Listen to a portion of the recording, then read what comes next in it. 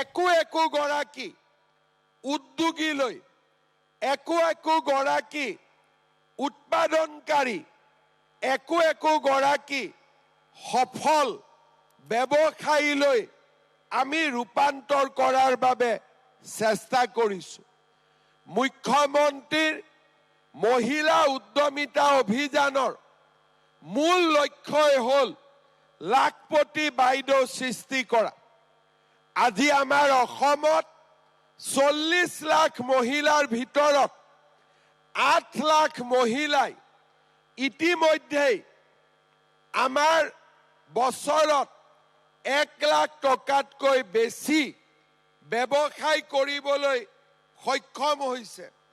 আজি মই মিটিঙত আহোঁতে মই আমাৰ অফিচাৰসকলক সুধিছিলোঁ যে টিংখং সমষ্টিৰ লাখপতি বাইদেউৰ বিষয়ে মোক ক'ব লাগে।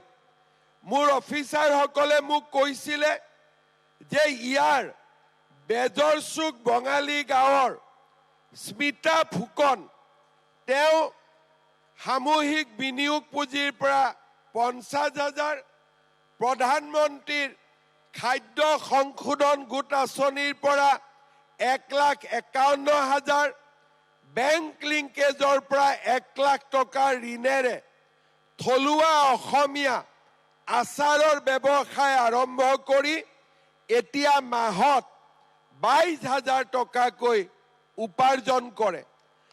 আমাৰ টিংখঙৰে 2 নম্বৰ কেন্দুগুৰি গাঁৱৰ ৰুমি দত্ত কলিতা বাইদেৱে ঋতুকালীন শাক পাচলি বিক্ৰী কৰি আজি মাহত 20,000 টকা কৰি বছৰত 2,40,000 টকাৰ ব্যৱসায় কৰিবলৈ সক্ষম হৈছে।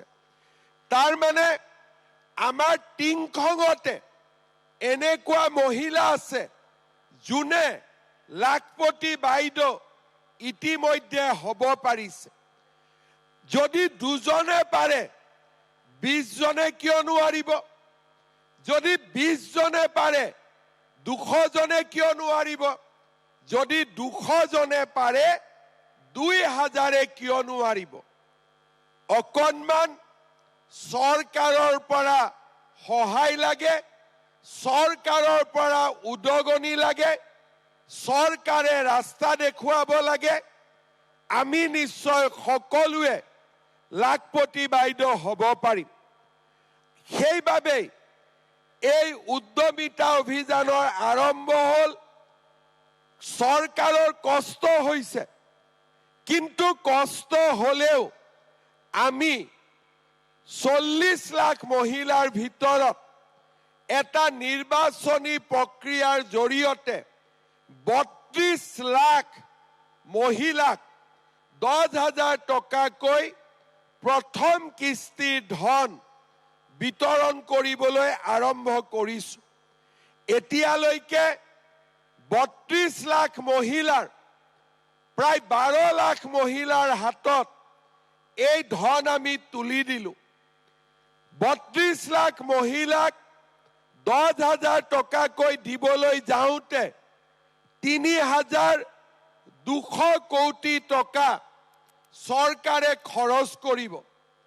আজি মই অত্যন্ত আনন্দিত যে আমাৰ টিংখঙত আজি আমি 10,000 টকা তুলি দিম। এই 10,000 টকা পোৱাৰ পিছত টিংখঙৰ কিমান মহিলাই মোবাইল কিনিব? হাত দাঙক।